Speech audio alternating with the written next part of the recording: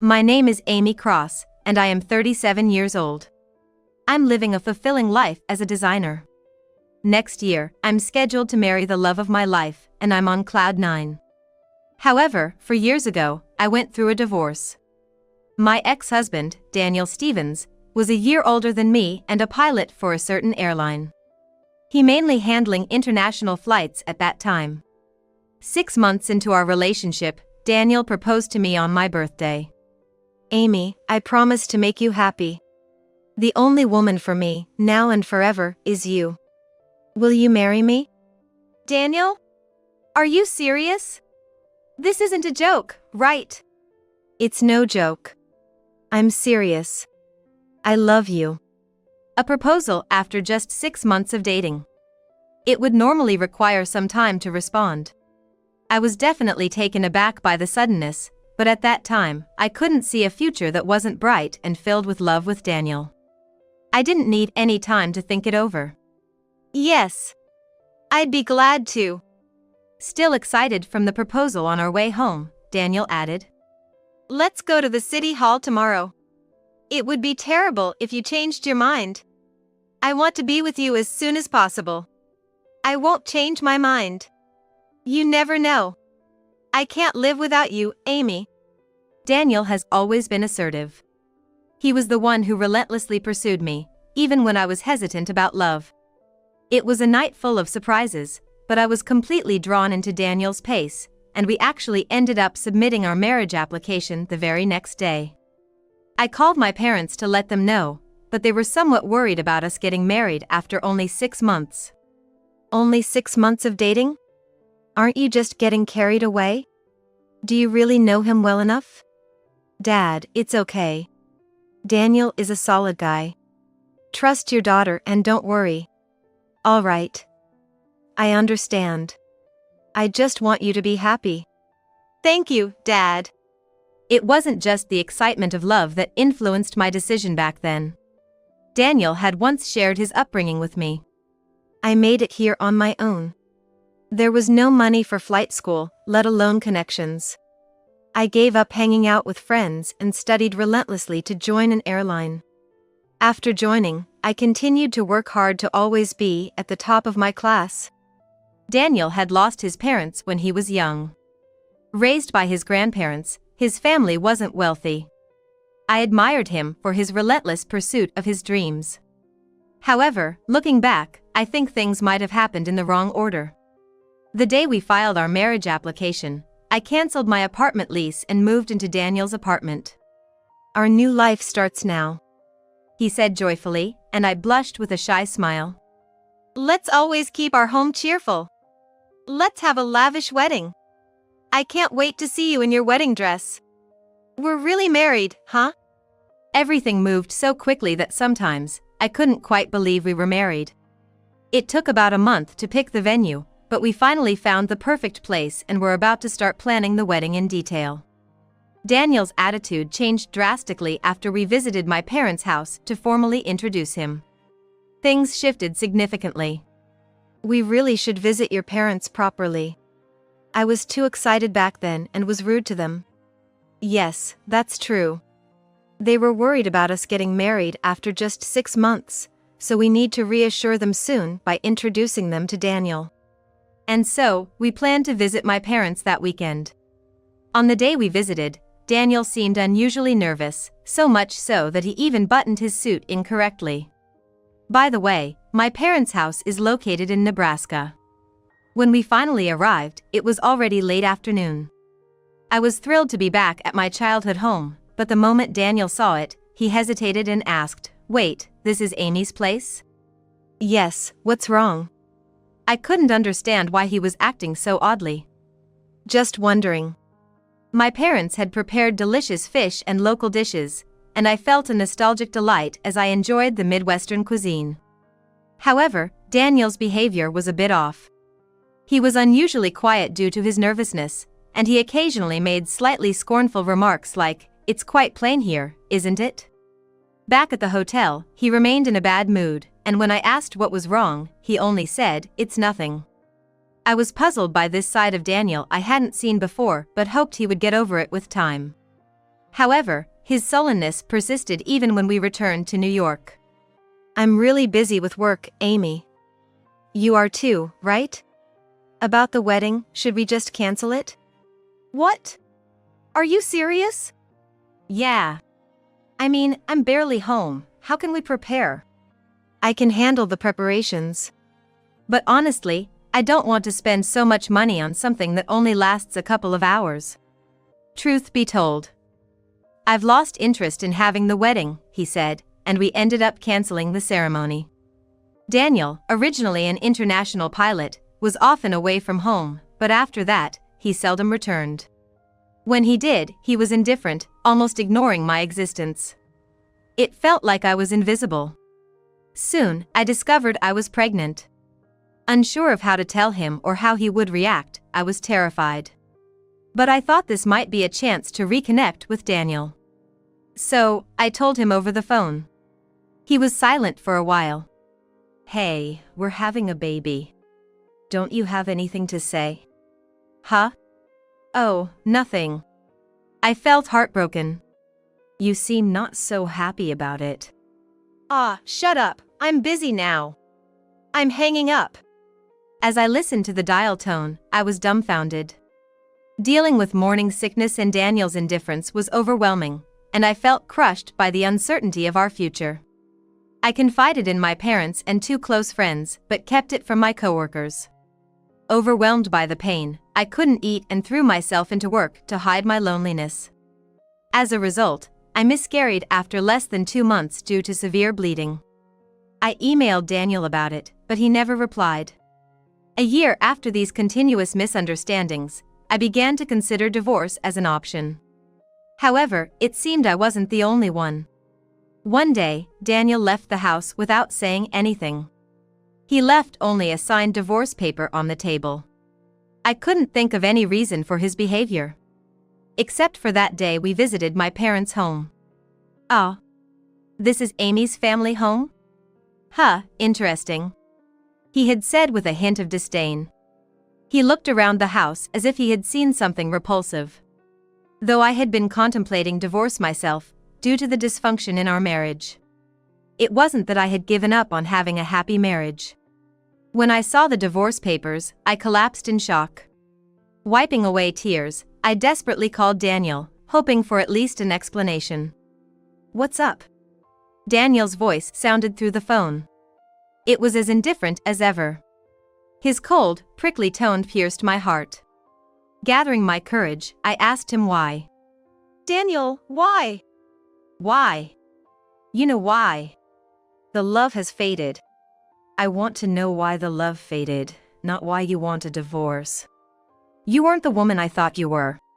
"But, Daniel, you changed after seeing my parents' house, didn't you? We were having fun talking on the train ride there, but as soon as we got to the house, you changed." "Why?" "If you really want to know, I'll tell you." He burst out after I pointed out the sudden change in his behavior since that day. "The woman I'm with has to be perfect. I've climbed to where I am today solely through my own efforts. Do you understand? I am perfect now. The woman I marry must match that. A wife from a house as shabby as yours lowers my value. It's too embarrassing to tell anyone. I can't be associated with a dirty and poor family background. You get it. So, that's why you wanted to cancel the wedding? Because you were embarrassed by my parents?" I was more shocked than angry, and I couldn't find any more words to say. "Whatever, I've moved another woman into the apartment. You need to be out by the end of the month." He hung up abruptly after finishing his one-sided conversation. As expected, I was overwhelmed by tears. The pain of our love truly ending and being spoken to so cruelly was too much. Unable to accept the reality, I cried until my pillow was soaked. At that moment, I thought I would never recover. 2 months later, I had pushed my feelings for Daniel deep into the back of my mental closet and was on my way to Australia to attend my cousin's wedding. Since it was an international flight, there was a chance I could run into Daniel at the airport. Part of me wanted to see him again, a fearless curiosity, while another part never wanted to see him again, a strange mix of feelings. But fate seems to enjoy playing tricks. As I was heading to the lounge in the airport, which was also our family meeting spot, I heard a familiar voice from behind. Turning around, I saw Daniel. As our eyes met, I tried to rush into the lounge to escape. But it was too late. He caught up and grabbed my hand. "What are you doing here?" "It's none of your business," I snapped as I shook off his hand. Ouch. "But do you even know what this place is?" "You tried to run, but this lounge is for first-class passengers only." "I know that. I'm meeting my family here." "You're kidding, right?" "You heard me. It's for first-class passengers only. Do you even know what first class is?" "Don't talk down to me. Of course, I know what first class is." "So, you'd have to pay a high fare to get in here.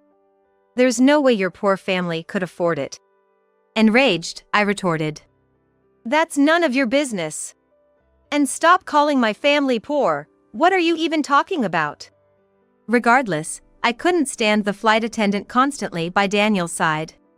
She's giggling inappropriately. There's a limit to how rude one can be.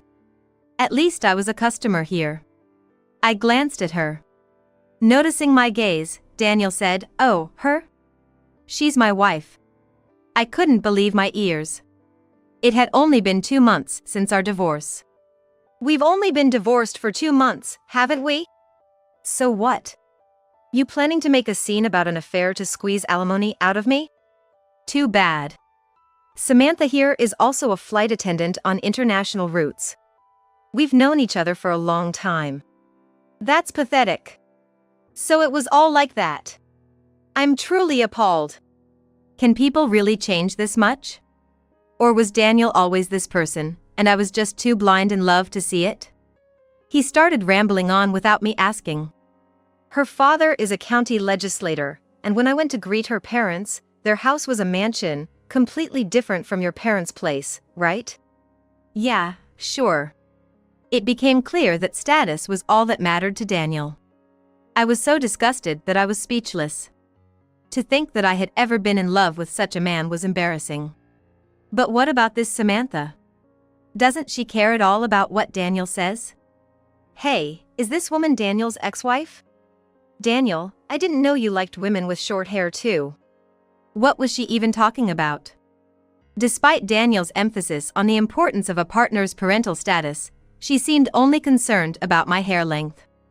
It was disrespectful, and I was surprised she could even become a flight attendant. This woman comes from a poor and dirty household, right? And she even has dandruff? Gross. What had Daniel told this woman about me? Dandruff? That's an exaggeration. What kind of woman has Daniel made me out to be? And then Samantha. I must emphasize, I am a customer here. There really is a limit to foolishness. For the record, I'm not poor, and I bathe daily. Oh really? I thought you didn't. And what if I were poor? Is status more important to you than love? You didn't know anything about my family's home initially. Exactly. I made a mistake. Amy's a designer and has style, so I never imagined her family home was that poor. Was he complimenting or insulting me? I'm just appalled. These two were clearly in their own world. Joining their conversation felt ridiculous. Just then, Daniel suddenly took off his hat and bowed deeply. Samantha did the same. Wondering what was happening, I heard a voice from behind Amy. I turned to see my grandfather. My family was gathering in the lounge to wait for our flight to my cousin's wedding. "Oh, Grandpa." "Grandpa?" Any trouble, Amy?" "No, nothing. These people are just acquaintances." "Go ahead inside, Grandpa." "All right, I'll go in first." I ushered my grandfather into the lounge. "Is that man your grandfather?" "No way." "Yes, but what about it?" "That suit, it's a high-end Italian brand, probably worth around $60,000. "Oh, really? I don't know much about men's brands." "Was your grandfather rich? What does he do?" He's the chairman of a major corporation. And just so you know, although my parents' house might look shabby, they're both practicing doctors. My father is a professor of surgery at a national hospital, and my mother runs a medical clinic. That poor and dirty house that Daniel slandered is just their way of reminding themselves not to let status or power define them. But, seeing your reaction, it seems I did the right thing in bringing you to the family home. Amy, I'm sorry. I didn't know, and I said terrible things. Samantha, let's get divorced. Amy, marry me again. I promise I'll make you happy this time. Wow, Daniel, that's terrible. Were you always this fickle? It was the second time I had heard such a drastic change of attitude.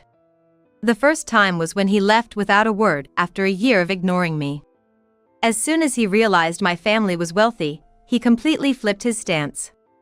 It was ridiculous, and in that moment, any lingering feelings I had for Daniel vanished. He was essentially a stranger to the man I once knew. I'm sorry, Amy. I was out of line back then. It was me who was out of line.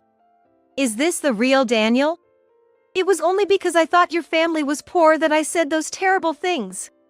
So, you change your behavior based on whether someone is poor? You enjoy looking down on people? Weren't you poor once too? I blurted out in anger, immediately regretting my harsh words. Sorry, Daniel. I didn't mean to. Yeah, my family was poor, so what? You were too, weren't you? Daniel's tone suddenly softened, yet his voice carried a hint of sadness. As we continued this absurd exchange, my parents arrived at the lounge. Upon seeing Daniel, they were shocked, and my father exploded in anger. Are you the one who hurt my precious daughter? My mother had to restrain him as he looked ready to throw a punch. It's your fault Amy had a miscarriage. And to think you ignored her for a year just because she was poor, and then called her poor and dirty. You're rotten, aren't you ashamed as a man? No, I mean... No. The one who was rotten was me. It was embarrassing to admit I had fallen in love with someone like Daniel, who was now practically a stranger. Just then, my grandfather, who had been informed by my parents that they had arrived, stepped outside the lounge to greet them. What's all this commotion about? Grandpa! What are you shouting for? Did this pilot do something? Dad, it's not just something, this man is Amy's ex-husband. Daniel must have felt terrified as my father's words echoed. Frozen solid. Ex-husband? The one who was our pilot. Yes. Yes, this JPA Airlines. This JPA Airlines what? Chairman. Chairman? Daniel was visibly shaken. What? Amy, why didn't you tell me? Oh, right, you hadn't mentioned it, Amy? I didn't want to bother you, Grandpa. And it felt wrong to talk behind someone's back. Wait, why did you invite us to such a shabby, sorry, the family home? Yes, the family home. It might not look impressive, but it's comfortable for Mom and Dad. They keep it that way for a reason. There's another house in the city, but I invited you to the family home on purpose then. What? Why did you keep quiet about this? What, would it have changed anything if you knew? Are you only interested in my family background? Clearly, you weren't really looking at me. I'd rather not be involved with someone like that. Ugh. In truth, my grandfather and I were very close. He knew about my divorce. And he had been supportive during that time. I never wanted revenge. Back then, I had kept it a secret from my grandfather that Daniel was a pilot at the same airline. I thought that revealing this might be too burdensome for Daniel. But now, the moment had come. My grandfather, thinking Samantha was just a flight attendant, dismissed her, saying, "This is a family matter, so you should leave." Yes. Excuse me. Samantha hurried away, unable to hide her surprise. I was so appalled that I no longer felt any desire to defend Daniel, and I honestly told my grandfather that Samantha was Daniel's new wife. Hey, you! You just got divorced, and you've already remarried another woman? What were you thinking? Hurting my granddaughter and then rushing into another marriage? My grandfather was as furious as my father. Were you having an affair while you were married to Amy? No, that's not it. There was this junior flight attendant, and after my divorce, I was so shocked that I consulted with her. Before I knew it, she became a significant presence in my life. Lies. How can you lie so blatantly? I can't believe this. I relayed this entire conversation to my parents and grandfather. He clenched his jaws. I found his anger reaching a peak. But he seemed at a loss for words due to the childish nature of the discussion. If I weren't your boss, I would have hit you right here and now. Grandpa, it's okay. It seems I was looking at a different Daniel. I've completely moved on. It was the first time I had seen my grandfather so angry. He told Daniel and his group, "We will discuss this as a family and ensure you compensate appropriately for the hurt you caused Amy. Remember this." Later, my grandfather contacted me. "Amy, are you okay? Has he contacted you since?" "Just some excuses and emails, but I've ignored them all." "I see. I wish we could teach him a lesson." Although my grandfather was still upset, I had completely moved on. Usually measured and never one to put others down, he must really love his granddaughter to be this agitated. He was keen on making Daniel pay. My grandfather was so protective of me that he seemed ready to resign from his position as chairman if necessary. I urged him to stay calm, but deep down, I felt frustrated thinking that Daniel might be continuing his life as if nothing had happened. "If that's the case, Grandpa, I don't know if it will work, but I'll hire a lawyer." From the options my grandfather suggested, I chose to claim alimony from Daniel as it would cause the least trouble for my grandfather. However, there was no solid evidence of Daniel's infidelity. During our phone conversation before he submitted the divorce papers, I knew about the new woman but had no recorded proof. At the same time, it seems my grandfather was quite curious and inquired about Daniel and Samantha's relationship from other cabin attendants and pilots in the International Flights Department where Daniel worked. However, as my grandfather inquired around Daniel's workplace, a colleague pilot let slip. "He's really into women, you know. Not just the flight attendants, but he was even asking for phone numbers from female passengers." A single comment led to an internal issue at the company. This triggered a major internal investigation. It's unclear whether the colleague pilot who mentioned Daniel's behavior did so accidentally or deliberately exposed him. However, according to my grandfather's follow-up, Daniel's arrogant attitude of "I am an international pilot" was not well liked among his male colleagues and the cabin crew. Daniel also reportedly underwent several investigative interviews. Daniel, confronted with no way out, admitted to misconduct with passengers. And he claimed he approached Samantha because he felt stuck in his poor status after marrying me, thinking marrying the daughter of a councilman would elevate his status. The investigation, along with his statements, helped secure testimonies about his affair with Samantha during our marriage. I successfully claimed $60,000 in alimony. Though I didn't need the money, the lawyer said financial compensation was the only recourse. And Daniel, due to his misconduct not only with colleagues but also with passengers, was not fired but was removed from his position as a pilot for violating company policies and disrupting the corporate culture. He transferred to a department with no contact with passengers or flight attendants. After losing his pilot position, Samantha left him and divorced again. In the end, Samantha probably married Daniel for his status as well. In a way, they were a couple well matched in their priorities. Later, I caught up with a good friend. Daniel also came up in the conversation. "Amy, that must have been tough. Are you okay?" "Yeah, I'm totally fine." "That's good. Daniel seemed like a completely different person before and after being with you. I wonder which was the real him." "I've thought about that too. Though I've moved on, it nagged at me. He looked so sad when I said those harsh things in anger, and my grandfather mentioned how Daniel felt trapped by his poor status. People change with money, don't they?" "Maybe, but who cares? Cheers." Daniel, who had dreamed of being a respected pilot. Daniel worked tirelessly and achieved his position through sheer dedication, but once he reached his goals, he became arrogant. People often forget humility when praised and flattered.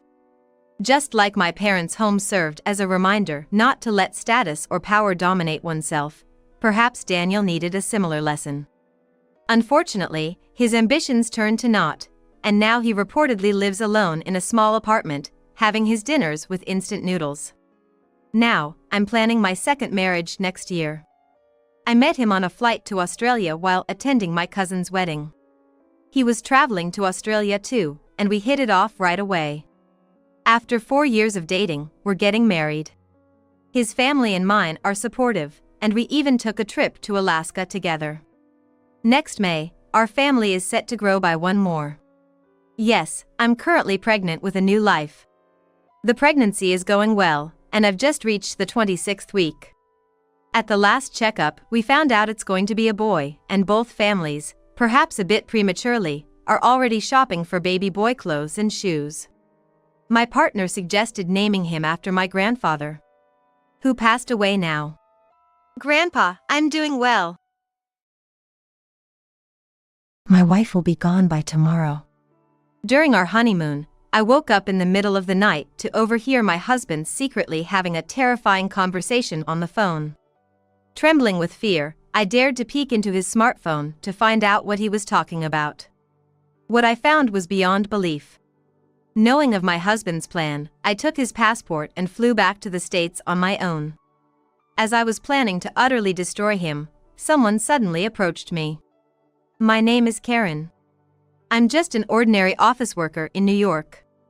I met my husband, Brian, through mutual friends. We hit it off after a few dinners out, and after dating for a year, we just recently got married. Brian is handsome and has a really kind personality, but there was one major problem. This happened one day just before our wedding. I'm home. Normally, Brian gets home from work later than I do, but on this day, I had to work late, so I got home after him. As I walked in and was about to take off my shoes, I noticed something odd. Were these shoes always here? There were not only Brian's work shoes, but also a pair of women's heels. Could he be cheating? I thought. Listening carefully, I could hear muffled voices.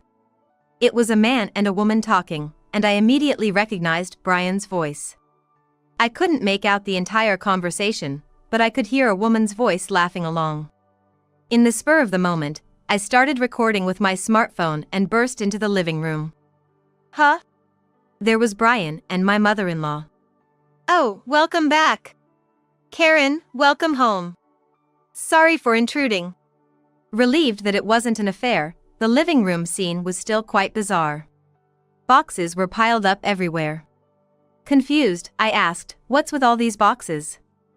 Brian responded, "Oh, these? We're moving." My mom came over to help pack. I was so confused I felt like my brain might explode. Moving? Where to? I never heard about this. Oh, Brian. You didn't tell Karen? Sorry, I've been so busy with work. I'm so sorry, Karen. I told him if you're gonna get married, you should move into our house. It looks like Brian didn't mention it to you. Live in her house? I was more confused than ever. I was looking forward to starting our newlywed life together, just the two of us. This is a huge deal. I have to put a stop to this. So, I said, I haven't been told anything about this. I can't just agree to something decided without me. But then they said, it's normal for newlyweds to live with their in-laws, you know? If you can't, maybe you should reconsider the marriage. Mom's right. Plus, I'm used to my house. It'll be easier for you too if anything happens. 2 birds with 1 stone, right?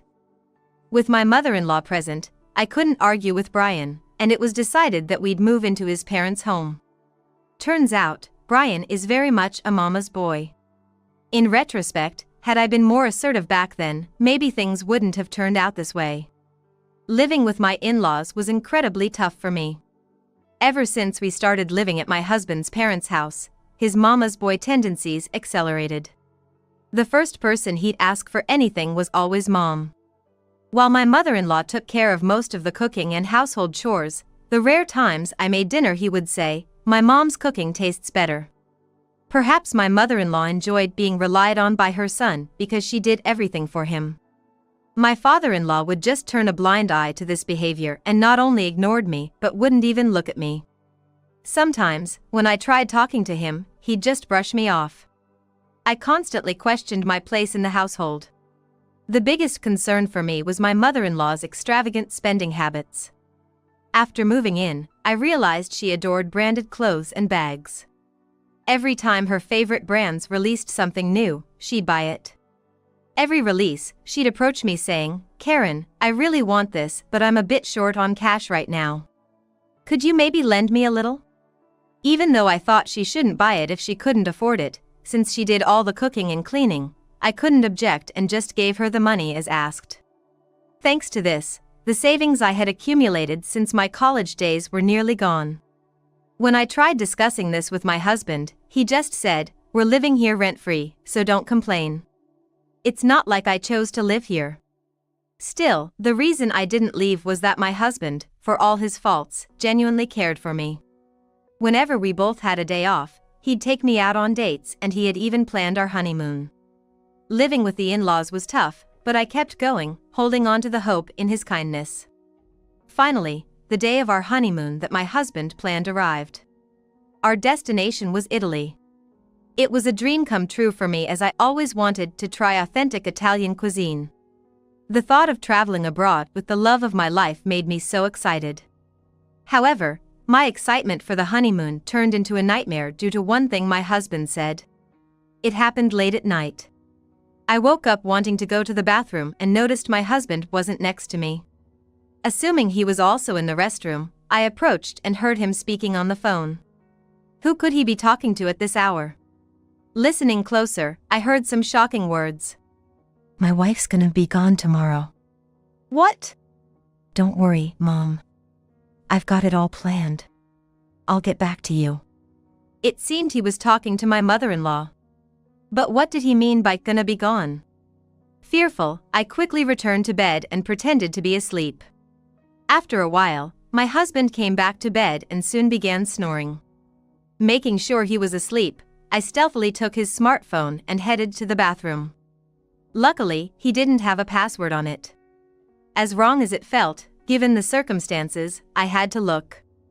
Opening his messages, I found a terrifying plan detailed in the chats with his mother. They were scheming to take my life for the insurance money, which my mother-in-law intended to spend on branded items. The fear was overwhelming. I couldn't believe that my husband, who had always been kind to me, was plotting this with his mother. I took photos of their conversation with my own phone and returned to bed. The rest of the night, I was too frightened to sleep. As dawn broke and transport services started operating, I realized I needed to leave for my safety. Gathering only my belongings, I decided to leave the hotel on my own. Just as I was about to leave, I spotted my husband's passport on the desk. A good idea just hit me. I took my husband Brian's passport and left the room, in an attempt to strand him abroad. I then headed to the airport, boarded the plane, and returned to New York ahead of him. Throughout that time, Brian kept calling me relentlessly, but I ignored all his calls. Once back in New York, I began preparing to take revenge on my husband and his mother. Since I was living with his parents, I couldn't return home. So, I based myself in a relatively cheap hotel in the city, gathering more evidence and contacting lawyers. I also made occasional visits to our house when his parents were out, sneaking out some of my belongings bit by bit. Brian continued to reach out, but I kept ignoring him. A few days of such life passed, and I was at his parents' house fetching my belongings. His mother, Karen, was at her knitting class, and his father was out golfing. I figured they wouldn't be back for at least 2 hours. As I was packing, I suddenly heard, "Huh? Karen?" I turned around to find my father-in-law standing there. This wasn't good. Brian and I were supposed to be on our honeymoon in Italy until today. "What are you doing here? Weren't you two supposed to be on your honeymoon?" "What should I do?" What excuse could I possibly give? Should I be honest about why I returned to New York alone? But what if my father-in-law was in on whatever scheme Brian was planning? These thoughts raced in my mind. Seeing my confusion, he said, "It might be better to talk over a coffee. How about we go to a nearby diner?" Not wanting to be there when my mother-in-law returns, I agreed to his suggestion. Once we sat at the diner, he quickly asked, "So, why are you here when you should be abroad? What happened to Brian?" I was hesitant to tell the truth. If he was in on the plan with her and Brian, everything I had worked on would be ruined. "Didn't your wife tell you anything?" I asked, trying to gauge his knowledge. Looking puzzled, he responded, "I haven't heard a thing." His reaction suggested that he genuinely didn't know anything. Believing him, I decided to lay out everything to him. "Are you aware of this plan?" I then showed him the printed messages exchanged between Brian and my mother-in-law. His face was one of sheer shock. "No way! I've seen them whispering together a few times, but I never thought they were plotting something like this." It seemed like my father-in-law really didn't know. "Yes, when I was over there, I overheard my husband talking on the phone with his mom, and that's when I found out. I got scared, so I returned to the US on my own earlier." "I'm so sorry. My wife really owes you an apology." "Please don't apologize. You haven't done anything wrong. As for the future, I feel terrible asking this of you, but I'm thinking of divorcing Brian." "That's completely up to you, Karen. I'm truly sorry, especially since this should have been a happy time as newlyweds." He apologized to me many times.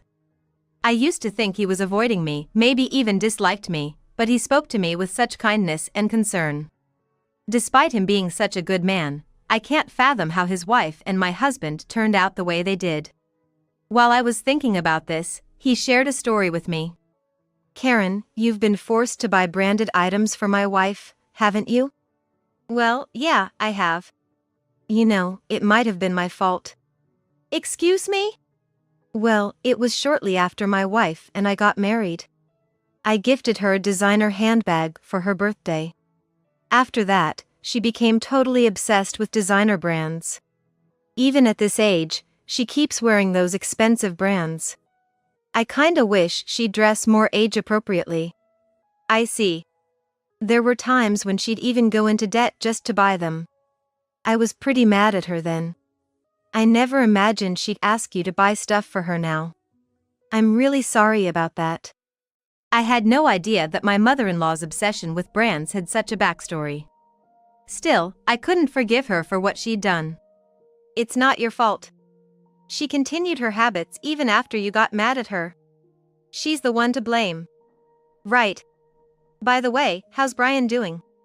He was supposed to be back by now, wasn't he?" About that. Oh no. I wondered how he'd react knowing that his son was stuck overseas. But I had come this far, I had to tell him everything. "Actually, I took Brian's passport with me when I came back to the States. So, he won't be coming back for a while." "What?" I'm sorry. I know it's wrong, but it was the only way to smoothly proceed with the divorce." "I see. Well, since you live with us, I guess it's understandable." So, that's what was going on. "Did something happen?" "No, just remembered the day you returned to the US. I overheard Brian talking to my wife on the phone." According to the father-in-law, Brian, for a moment, seemed panicked without me, but he later said that things would work out if I just disappeared. At the time, he had no idea what they were talking about, but now it made sense to him. "I understand the situation. If you're okay with it, I'll support you, Karen." "Really? Thank you so much." While we were talking, my phone suddenly rang. It was from Brian. Given the time, he probably realized his passport was missing. I finally answered the call. "Hello?" "Oh, Karen. Thank God you answered. Where the heck are you? I've been worried sick. But I'm just glad you're safe." "I'm sorry for making you worry. I had an urgent call from my family back home and had to return. Things got so hectic that I couldn't get in touch." "I get it. But hey, have you seen my passport? I was gonna return today, but I can't find it. About that, I accidentally took your passport with me when I rushed back. What?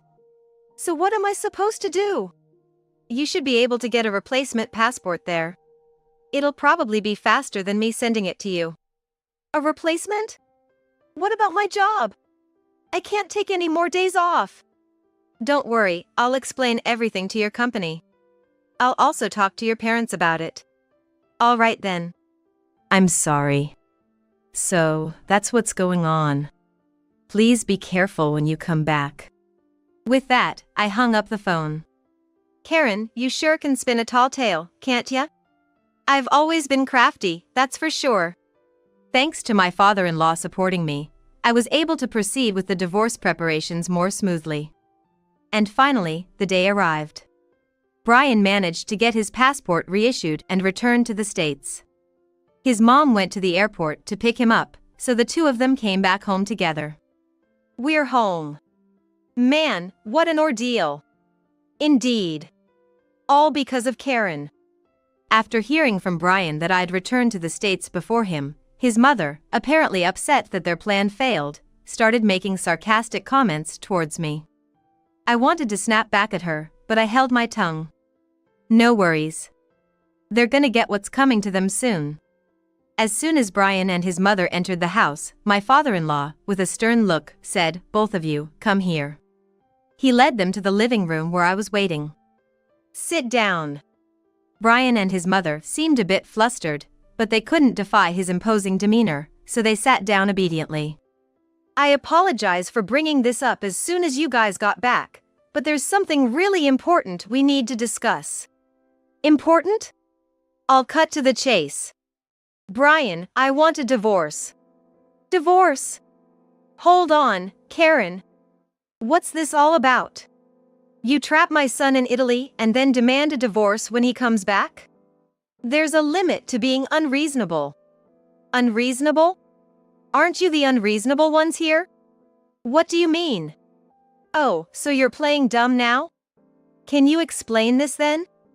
Saying this, I showed them pictures of the messages exchanged between Brian and his mother.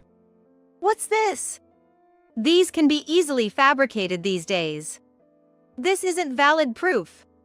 You're right. This might be weak as evidence. But what about this? I then presented a voice recorder. Pressing the play button. The recording of a phone conversation between Brian and his mother played. My father-in-law had recorded it for me. Since his wife is hard of hearing, she always turns the speaker volume to the max during calls, making it audible throughout the house. My father-in-law took the opportunity to record them. The conversation revealed that since I had safely returned to the US, their scheme had failed. It also included the disappointed voice of my mother-in-law and my husband discussing their next move. You can't deny this now, can you? Wait, Karen. Please reconsider the divorce. I only did what my mom told me to. I never wanted any of this. But she kept saying she needed more money to buy her favorite designer items. I just wanted to see her happy. But now, I see the light. I don't want to divorce you. Let's leave right now and live happily. It's not too late, right? I was utterly dumbfounded by his words. How on earth could he come up with such a delusional fantasy in his head? You know, I've always thought this, but you really need to stop with the whole mommy thing. It's super creepy. I get that you want to please her, but trying to get rid of your wife and using the insurance money to buy her fancy stuff? No way I'm staying with someone like that. Just the thought gives me a headache. Brian looked utterly defeated by my words. In any case, I will definitely be seeking a divorce. Plus, I will also ask for reimbursement for all the designer items you bought with my money. What? But then I won't be able to buy designer items. Even after all this, she still seems obsessed with designer brands. I'm truly dumbfounded by this mother and son duo. Enough is enough. Suddenly, my father-in-law interjected. All you care about is yourselves. Do you realize how terrified Karen has been because of your actions? Are designer items really worth it to you, even if it means using someone else's money? Do you realize how much trouble you've caused her? The two of them were taken aback by his outburst. Thanks to him speaking up for me, I felt a bit relieved. But my revenge wasn't over yet. Wait a sec. When did you find out about this? On the first night of our honeymoon in Italy. I overheard you talking to your mom in the middle of the night. So, that's why you flew back to New York the next morning. You didn't tell my company about this, did you? You're finally catching on? Well, you'll know the answer to that soon enough. Just as I said that, Brian's phone started ringing at the perfect timing. It's from the company. You gotta be kidding me. Hesitantly, Brian answered. Hello? What? Fired? No, wait. It's all a misunderstanding. Before he could explain, the call seemed to have been cut off. Just so you know, I've already provided evidence of this to your company. Having lost both his wife and job, Brian seemed drained of energy and slumped to the floor. So, from now on, let's communicate through my lawyer. And stay out of my life, okay? And just like that, our newlywed life came to an end. The story didn't stop with the divorce. My lawyer, whom I'd been consulting with, told me that even just plotting to kill someone was a crime, so I reported the matter to the police. While they weren't arrested, both of them had to pay a hefty fine. Thanks to having a criminal record, Brian struggled to find a new job, and Karen became the talk of the town. Moreover, to pay for the damages and alimony, almost all of the designer goods Karen had hoarded were sold off. The only thing left was a purse, a birthday gift from her husband. From now on, the household finances will be managed by her husband, and Karen's pocket money would be reduced. Seems like they got a taste of their own medicine. As for me, I'm living alone in a condo in Manhattan.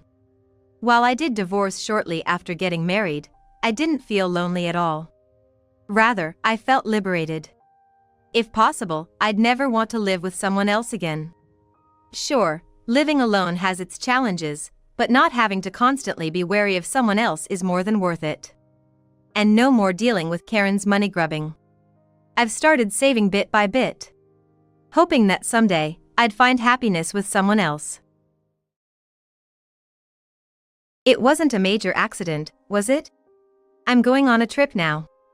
So, take care of things there. When I heard my dad was hospitalized, I was taken aback. I had hoped my mother-in-law would come with me. But she left for her trip anyway. A week passed, and my mind was filled with these events, leaving my husband and I bewildered. Then, with no knowledge of what transpired, my mother-in-law came back with great energy. To her I said, "Your husband's funeral is over." She clutched her head, lost and confused by my words. My name is Catherine Turn. I'm turning 30 this year. I live with my husband Bob and my dad. I lost my mom at a young age, so my dad raised me, his only daughter.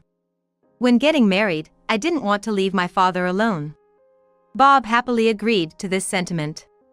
Thanks to that, he came to live at my family home as a son-in-law. This year marks our 5th wedding anniversary. Hey Bob, let's go out for drinks this weekend. Found a great place. Is that so? Well, just don't drink too much, okay? If you get too drunk, it'll be hard for you to get home. Watching them talk and laugh together, there are moments they seem just like a real father and son. While Bob is a bit introverted, he's kind and friendly to everyone. My dad seems to appreciate that, which makes me happy. However, not everyone is happy about their bond. Enter my mother-in-law, Mary Matson. She seemed displeased that her precious son was living at his wife's family home. I can understand her feelings to some extent, but it was Bob's decision. Honestly, I wish she'd accept it. From the start of our marriage, whenever she visited, she never missed a chance to throw shade my way. Bob has married into your family, but he's still my son in every way that matters. No matter how many years pass, this line is always her opener. Then she continues with, "And remember, Catherine, you're not a guest when you're at your husband's family home. Help out with the chores." Saying this, she'd have me do everything from cleaning to cooking. But honestly, I never felt like I was just a visitor there. I carried out my duties without complaints, which probably annoyed her since she ran out of things to criticize. However, when it came to cooking, I'd always check in on how she preferred things. Mary, how's this seasoning for the stew? Without a word, she'd start adjusting it. Yet, she never missed an opportunity to critique. This is nothing like our family's recipe. How could you make me taste this? Start over, she'd say, clearly displeased, and would then try to discard what I made. I always got angry at this behavior, but I could never speak up. I was afraid that if I did, I wouldn't know what she'd say next. Yet, in moments like these, my father-in-law would intervene. Catherine put a lot of effort into that. How would you feel if someone tossed out your hard work? Well, it's not seasoned right. And it's too salty. Not good for our health. No matter how much he defended me, she wouldn't listen. I never intended to make the food overly salty. In fact, I often aimed for a lighter taste, adding more seasoning little by little. But she'd always find something to complain about. Bob sometimes stood up for me, but this only aggravated Mary more. You don't need to say that much, Mom. You're going overboard. Mind your own business. Bob always got silenced like that by his mother. Yet later, he'd apologize, saying, "Sorry for not speaking up." I'd always smile and reply to Bob, "It's all right." I always felt that she was just bitter, thinking I stole her son away. So I believed she was just making life hard for me out of spite. Once I started thinking that way, I decided not to let her words get to me. And the fact that Bob and my father-in-law would stand up for me became my encouragement. But even though I tried not to let it affect me, if I kept hearing the same things every time I went to their house, it would still break my spirit. 5 years passed in the blink of an eye. Even now, whenever I visit their house, she never fails to make snide comments at me. I've become good at brushing off most of what she says, so now her only remarks are about my cooking. She'd hint with a smile, suggesting she's about to start with her sarcasm. How do you even manage to season the food this way? Odd, isn't it? I cook just how you told me to. I'd retort, matching her tit for tat. After 5 years, I'm not the pushover I used to be. At the start of our marriage, I was more reserved and there were many things I wanted to say but didn't. But now, given my nature, I've been speaking up more. Not that it would make her back down, and her remarks towards me didn't cease. In fact, they became even worse. One day, she surprisingly praised my cooking. "Oh, it turned out quite decent today. But there's still room for improvement." I was puzzled by her comment, yet took it as rare praise. That's when Bob intervened. "Actually, it's always good." Seeing her reaction to his words, she was visibly upset. And then, as always, the snarky comments began. "Don't get ahead of yourself just because I complimented you. I haven't changed anything. I made it how you said. I'm actually grateful for your advice." She gave a grimace and then spoke. "Oh, scary. Young wives these days talk back a lot." And with that, she left the room. Lately, I've not only been talking back but also not feeling as affected by her words. But there was one topic that always got to me. The fact that we didn't have kids even after 5 years of marriage. Whenever she ran out of comebacks, she'd always bring that up. "I've been wanting to see my grandchild, but it seems that's still far off. When will that be?" I'd be at a loss for words against such comments. Indeed, not having children after 5 years does bring concerns. But I believe the more you rush things, the harder they get. So even though I try not to let it affect me, it still hurts when she brings it up. It was becoming a real source of stress for me. Then one day, she called me out of the blue. "Mary, what's the urgency?" I was puzzled by the sudden call. Then, the mother-in-law responded with a gleeful look on her face. "Oh, didn't I tell you? I'm going on a trip with my friends. I've been planning this for a while. I'll be back in about a week. Please take care of the house." I was shocked, as I hadn't heard anything about a trip. But then I realized something and asked. It looks like you've packed only for yourself. Isn't your husband going? He's staying home. I'm going with my friends. Why would I bring him? So please take care of him. That's unexpected. Just as I was about to retort, my phone rang. However, I didn't recognize the number, so I initially ignored it, but the calls kept coming. Suspicious, I decided to answer. To my surprise, it was a police officer. Is this Mrs. Catherine Turn's phone? Yes, it is. Wondering why the police were calling, I answered the question. Then I was told a shocking truth. Apparently, my father had been in a serious car accident and was taken to the hospital in an ambulance. I was even told he was unconscious. No way, my dad. Overwhelmed by shock, I crouched down right where I was. Before I knew it, tears were streaming down my face. Seeing me like that, my mother-in-law spoke up. What happened all of a sudden? My dad's been in a car accident and was taken by ambulance. As I responded through my tears, she unexpectedly said, "Oh, that's all?" What do you mean, that's all? They said he's unconscious. Can't you come with me? I feel so alone right now. I begged desperately, but she frowned and replied, "I can't do that. It's probably not a big deal anyway. Besides, I gotta go on a trip now. You handle your stuff on your own. Take care of everything, okay?" I can't believe. I tried to plead again, but she grabbed her bags and left the house. I thought, what if something happens to my dad? What should I do now? Then my father-in-law gently put his hand on my shoulder and quietly said, "Let's go to the hospital first. I'll be there with you." Seeing the kind smile on his face, I felt relieved. So, together with him, I headed to the hospital. Once we arrived and were guided to my father's room, tears once again welled up in my eyes. After a while, Bob also rushed to the hospital. Instead of the distraught me, my father-in-law explained the situation, even mentioning my mother-in-law's trip. "Catherine, don't worry about anything now. Stay by your dad's side. I can manage things at home by myself. Don't stress out." "Thank you so much," I managed to say, overwhelmed with gratitude. And so, I kept a sleepless vigil by my unresponsive father's side. A week went by, and after dinner, Bob and I quietly drank some tea. Our minds were full, trying to process the events of the past few days. Then, unaware of our state, my mother-in-law came home cheerfully. I'm back. Sorry for being so late. I planned to be home earlier, but there was a lot of traffic. She spoke gleefully, but Bob and I remained silent, looking down. Still, she continued. The spa trip was so fun. Oh, and I got souvenirs for both of you. My cheerful mother-in-law didn't notice our mood, and it seemed like she wouldn't stop talking anytime soon.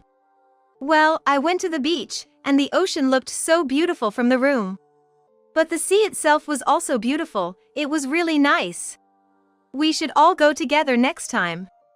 However, noticing something was off, she looked around with a puzzled expression. Speaking of which, where's my husband? The house was locked, so I thought he was here. Dad's not here. I have the keys. Bob finally responded to the mother-in-law's query, though he looked tense. Why do you have the house keys, Bob?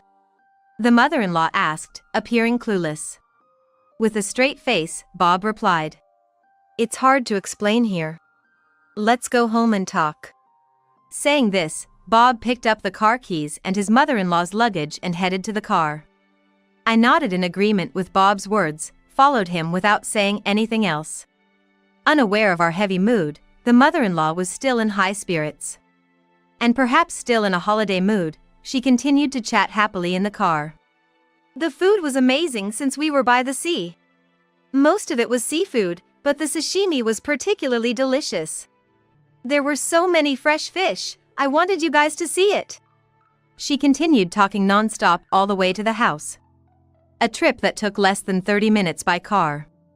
But listening to her in silence was tough. But I couldn't stop the mother-in-law who was talking so joyfully. No, that's not it. I just didn't have the energy. Then, equally silent till now, an annoyed Bob finally spoke up. Mom, can you keep it down a bit? I'm trying to drive here. Hearing Bob's words, she pouted like a child and began to talk back. What? I'm just trying to keep the mood light since you're driving in the dark. Catherine isn't saying anything either. What's wrong with enjoying a drive? Hearing her response, I was left speechless out of exasperation. Bob, probably feeling the same way, let out a deep sigh. However, unable to bear it any longer, he shouted. Mom, just be quiet. I don't want to hear your stories right now. The mother-in-law looked genuinely shocked at Bob's tone. And then, with a puzzled look on her face, she began to speak. Why are you so angry? Just trying to concentrate on driving. Please, just be quiet for now. Perhaps understanding, the mother-in-law finally fell silent. We then spent the rest of the trip in silence. A few minutes later, we finally arrived at the family home. And as Bob unlocked the front door, he entered the house. I'm home. It feels good to be back. There's no place like home, the mother-in-law said, relieved, as soon as she entered the house. But when the lights turned on, she noticed something was amiss. She quietly began to speak. Wait, where is he? He wasn't at your place either. Saying this, she called out for her husband multiple times. But there was no response, and the mother-in-law came up with an optimistic theory. He's probably mad because I went on the trip without consulting him. He must have gone on a solo trip out of anger. That's why you guys couldn't tell me, right? I was growing tired of her cheerful assumptions. And I wondered how she could come up with such ideas. At that point, an exasperated Bob responded. Dad went on a long trip by himself. See? When's he coming back? She asked Bob without a hint of doubt in her voice. I couldn't stay silent any longer and tried to steady myself before speaking. He's not coming back. What do you mean? Is he that mad? Realizing she still didn't grasp the situation, I led her to a specific room. As she entered, she stood in shock and disbelief. Is this some kind of joke? It's not a joke. We've already held Dad's funeral. The mother-in-law, now grasping the gravity of the situation, asked what had happened. He was in a car accident, I replied, tears forming in my eyes. At Bob's words, my mother-in-law began to recall and speak. There was that car accident. Remember? Catherine's dad was rushed to the hospital. And on that day, wasn't your father here too? After that, my dad woke up. He's still hospitalized, though. Hearing my words, my mother-in-law seemed lost and held her head, saying she didn't understand. I then explained what happened afterward. On the day my dad was taken to the hospital, my father-in-law accompanied him. I was by my unconscious father's side, taking care of him all the time. Concerned about my father and me, my father-in-law visited us daily.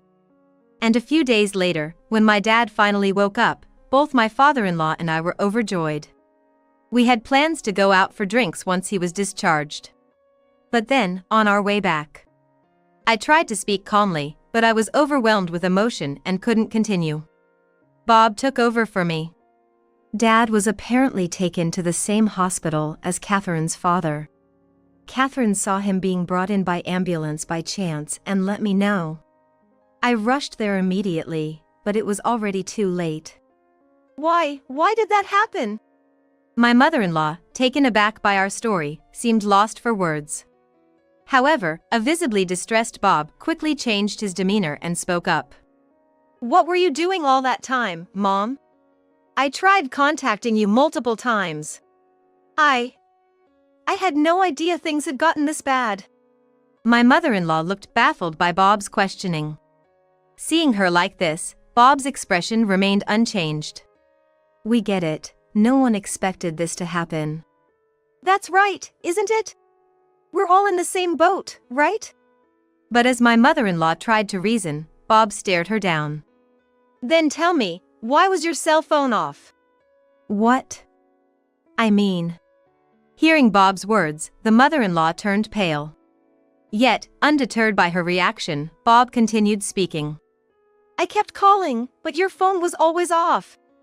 And when I finally thought I got through, no answer. You didn't even call back. What's that about? My mother-in-law was at a loss for words. And she stayed silent. But Bob wasn't finished. Why didn't you tell us you were going on a trip in advance? Who are you planning to go with? At least tell us where you're headed. Sure, you're an adult and don't need to tell us everything, but we would have liked to know, especially given what happened. Bob shared our feelings on the matter. Upon hearing this, my mother-in-law responded. I went on a trip with a friend. But as far as I know, I contacted all your friends. None of them were with you. They even said they didn't know where you went. Bob kept pressing for answers. I've made new friends recently. Ones you don't know about. She seemed determined to counter Bob's accusations. But Bob wasn't backing down. Is this him? Bob asked, showing her a photo of a man walking arm in arm with my mother-in-law. Seeing the picture, her face went pale. He's just a drinking buddy. Not the one I traveled with. Bob replied with a meaningful tone. Seems like you're quite close for just a drinking buddy. There's nothing between us. Sure, we're close, but not in the way you're implying. Why the act? You think we don't know? Even my dad knew.